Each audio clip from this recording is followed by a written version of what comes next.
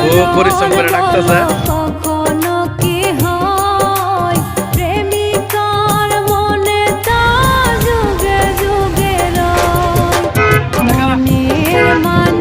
খুব পরিশ্রম করে ডাকতেছে।